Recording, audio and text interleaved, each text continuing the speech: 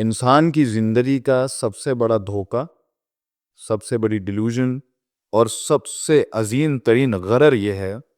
کہ وہ سمجھتا ہے کہ اس کی جسمانی نیڈز جو ہیں، جو اس کی جسم کی ضروریات ہیں، خوراک ہے، اس کی ظاہری ضروریات ہیں، کپڑے ہیں، گھر ہے، روٹی ہے، کپڑا ہے، مکان ہے، لوگ ہیں، سوسائٹی ہے، یہ اس کی روحانی ضرورت سے زیادہ ہے۔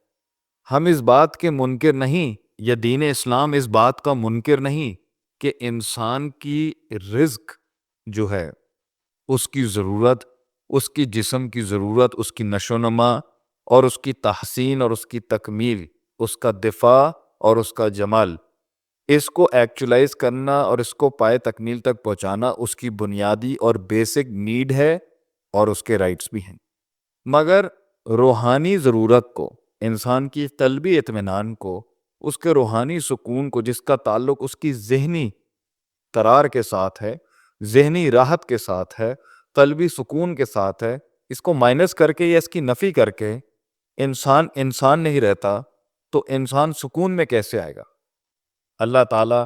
ان لوگوں کے بارے میں جو روحانیت کو مائنس کر کے یا اس کی تاخیر کر کے صرف جسم کی بھوک کو پورا کرنے کے پیچھے ہی لگے رہتے ہیں، ان کو تو قرآن میں کہتا ہے اللہ اولئک کالانعام بل ہم اضل، یہ تو گمراہ ہیں اور جانور سے بھی بدتر ہیں۔ اور کہیں تو اللہ تعالیٰ فرماتے ہیں اومن کان میتا فاحییناہ، یہ اسی طرح کے مردہ سوچ کے لوگ ہی تو ہوتے ہیں جو صرف زندگی کا مقصد فزیولوجیکل نیڈز، کھانا پینا، ایک جگہ سے پھر دوسری جگہ جانا اور اپنے جسم کو راحت پہنچانے کا ہی زندگی کا اصل مقصد سمجھتے ہیں، یہ تو مردہ دل لوگ ہوتے ہیں۔ فاحییناہ، ہم ان کی روح کو زندہ کرتے ہیں ہدایت کے ساتھ جس کو اللہ چاہتا ہے۔ آج سے پہلے 1943 میں ایک سائیکالوجسٹ تھا جس کا نام ابراہیم میسلو تھا،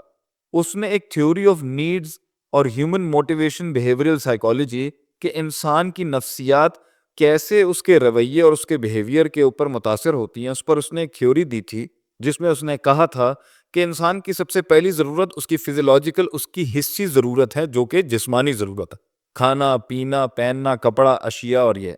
اور اس کے بعد اس نے کہا تھا کہ اس کی سیکنڈ بڑی ضرورت جو ہے، دوسری بڑی اہم انسان کی ضرورت ہے اس کی سیکیورٹی، اس کا تحفظ، اس کی جان مال کا تحفظ،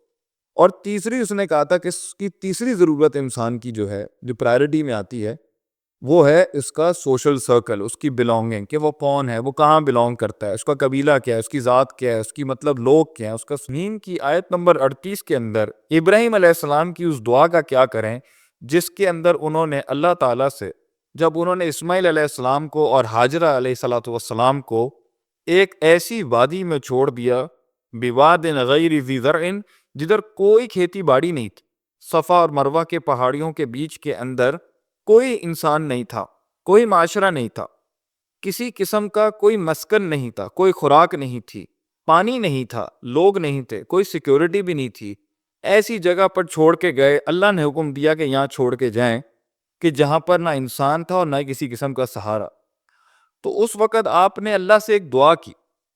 ایسے عالم کے اندر جہاں انسان کو پتا ہے کہ میرے بیوی بچے، نہ ان کے پاس کوئی لوگ ہیں، نہ تحفظ ہے، یہ ساری ہائرارکی اور نیڈز جو میسلو نے کہی کہ پہلے جسم کی ضرورت، وہ نماز قائم کرے، اسپرچویلٹی، دین، تعلق باللہ، اقیم الصلاۃ لذکری، نماز کو قائم کرنا اللہ کی یاد کے لیے، اسپرچول نیڈز، ریلیجیس نیڈز، اللہ سے قرب پہلے لائے ہیں وہ۔ فَاجْعَلْ أَفْئِدَةً مِّنَ النَّاسِ تَهْوِي إِلَيْهِمْ، اور پھر تو لوگوں کے دلوں کو ان کی طرف مائل کر دے۔ معاشرہ، یہاں پر مکہ بننا تھا اور پھر یہاں حج کا سیزن آنا تھا، اور پھر دیکھیں پوری دنیا سے لوگ آج اس جگہ پر آتے ہیں۔ دوسری چیز جو آپ نے ڈیمانڈ کی، اللہ کی اگر دین ہے، روحانیت ہے، تیرے سے تعلق ہے، تیرے سے قرب ہے، زندگی کا مقصد ہے، آخرت ہے، جنت ہے، جہنم کا کانسیپٹ ہے، نبیوں کی معرفت ہے، تیری معرفت ہے، تیری عبادت کی معرفت ہے، تو انہیں معاشرت بھی دے۔ اس سے یہ بھی ثابت ہوتا ہے کہ مسلمان اینٹی سوشل لوگ نہیں ہیں، ہم لوگوں میں، سوسائٹیوں میں رہنا چاہتے ہیں مگر دین کو پہلے پریفر کر کے، روحانیت کو پہلے پریفر کر کے، ڈیوائن کانسیپٹس کو پہلے پریفر کر، پھر دوسری چیز مانگی، وہ تھی کیا؟ یا اللہ ان کو معاشرت بھی دیں گے، انسان جو ہے وہ اکیلا اس دنیا میں تنہا زندگی نہیں گزار سکتا۔ وَارْزُقْهُم مِّنَ الثَّمَرَاتِ، اور پھر تیسرے لیول پہ جا کے آپ نے کہا یا اللہ ان کو ثمرات، رزق اور کھانے پینے کی اشیاء بھی عطا فرما یہاں پر، کیونکہ انہوں نے زندہ رہنا ہے، لَعَلَّهُمْ يَشْكُرُونَ، تاکہ تیری یہ ساری نعمتوں کا وہ شکر ادا کریں۔ اللہ کے نبی ابراہیم علیہ الصلوۃ والسلام کی اس دعا سے پتہ چلتا ہے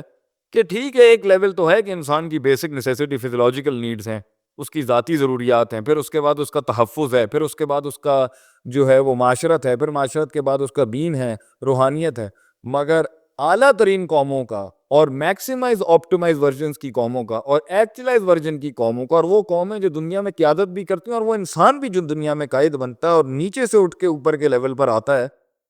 اس کی پہلی ضرورت روحانی ضرورت ہوتی ہے، پھر معاشرت ہوتی ہے، اور پھر وہ رزق اور پیٹ کے ان مسائل کی طرف جاتا ہے جس کی وجہ سے انسان اللہ کا انکار بھی کرتا ہے،